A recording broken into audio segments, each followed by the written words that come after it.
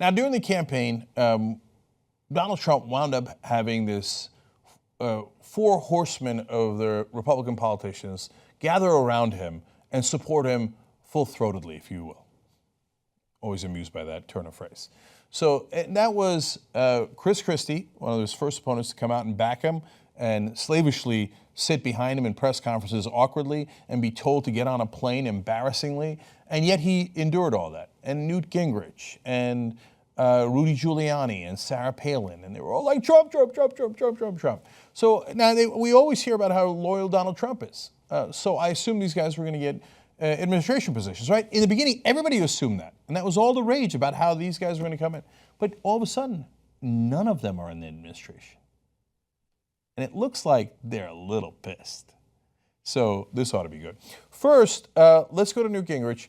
They're going to ask him about how Donald Trump is considering staying on, not is considering now, is going to stay on as the executive producer of The Apprentice. And Newt now knows he's not getting any job with Trump. So all of a sudden, not as friendly and fawning as he used to be. Instead, he says this. I think it's weird. You think it's appropriate? It's weird. I don't think it's relevant. I mean, it's weird. Trump's a weirdo. He said I was going to get a position and I didn't. More from Newt. J. Trump is going to be the executive producer of a thing called the American government. He's going to have this huge TV show called Leading the World. Now he's pretty much openly mocking him. Hey, knucklehead, you got an important job to do. Okay. Now we go to Sarah Palin. Now Sarah Palin, right at this point, we don't know. Theoretically, she's the leading candidate for Department of Veteran Affairs.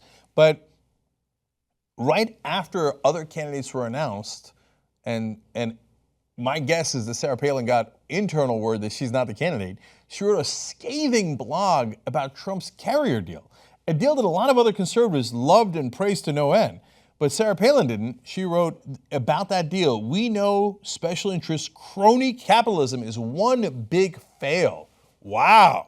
Calling it crony capitalism and a big fail, but she's not done. She said politicians picking and choosing recipients of corporate welfare is railed against by fiscal conservatives for its hallmark of corruption and socialism. She's saying that because in the carrier deal, they're going to get $7 million in tax cuts. And so she's saying if you're going to give tax cuts to every corporation that says they're going to outsource their jobs, well, then you're going to be picking, one, you're being blackmailed, and two, that's crony capitalism. She's actually right about that. It's just not what you would have expected when she used to be on Trump's team. But now all of a sudden, bitter man, he is full of corruption and socialism. Finally, she also said the deal was, quote, beyond unacceptable. Wow. I didn't see any progressives being that harsh about that deal. Now, so that's 2 out of the 4. Let's go to Chris Christie next.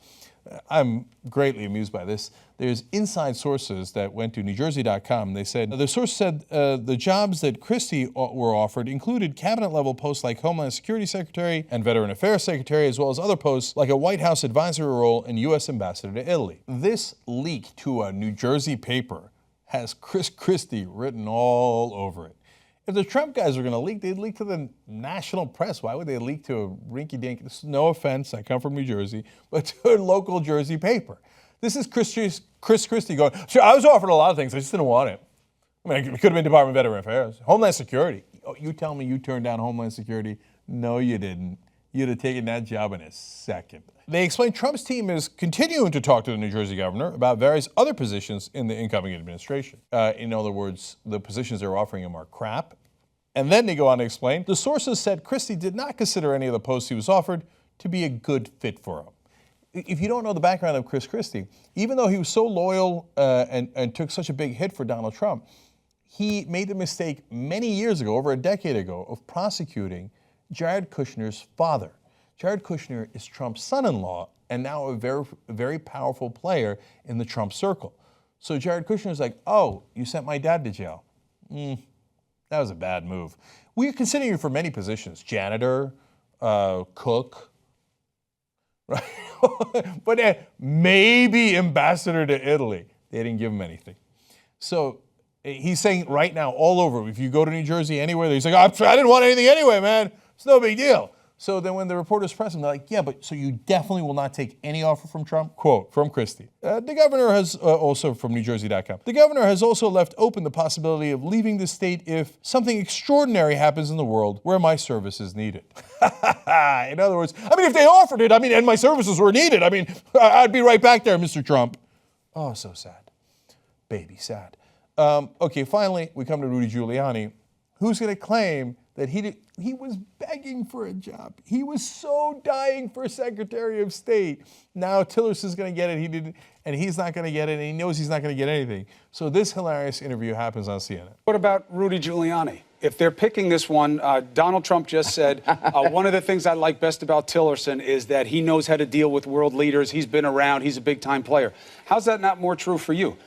Well, I think, the president has to pick the person he feels the most comfortable with. I took myself out of it, back on November 28th when there were 3 or 4 others, because it seemed to me the president shouldn't have to go through that, I got to choose this one, this one, this one. I think he has to have total 100% confidence. Why wouldn't he have 100% confidence in you? What happened to loyalty? That's what you guys kept telling us about Trump, was that he's a loyalty guy. Newt out, Christie out. You took yourself out. I am totally comfortable with being out of it. I have an awful lot to do. It would have been a big sacrifice to do it. So I had to make a choice early on in the game. I didn't want to be in the big sort of selection panel. Sad, baby. Come on. Oh, I had a lot to do? Really? What do you have to do, Rudy? I know you got that consulting firm. You know how much more money that consulting firm would have made if he became Secretary of State and then left? All the money that would have poured into his firm while he was Secretary of State and after he was Secretary of State. That is an incredibly important position. And you're telling me, I had stuff to do. I had to clean up around the house and, some early spring cleaning. It's not spring yet, but it's early. Hey, you got to get on it, right? And, and I left because I didn't want to create any pressure for him to choose this one or that one. What does that mean? For every position, he has to choose this one or that one. That doesn't mean a damn thing. Good questions by Cuomo there. Put him on the spot, and he did not have a good answer. In other words, he wanted it so bad, and he didn't get it. So the reality is, you know what loyalty to Donald Trump gets you? Bupkis. Nada. Zilch. Not a thing. He uses you for his own purposes, then he discards you. Ask anyone who has ever lent him money. He brags later about never paying them back. Ask anyone who went to Trump University. Ask anyone who backed him politically. And soon, ask any of his voters. And you'll all see very, very clearly and quickly, in my opinion, that he just used you and then discarded you. It's all about Trump. So these 4 horsemen at the end were the headless horsemen, because they've got no jobs at all, and they're out there on the street. I know what you're thinking about the mainstream media. Had enough. It's going to stop. You know who's going to stop it? You are. You create the Young Turks, independent media. You power us. TYTnetwork.com/join. Be the revolution.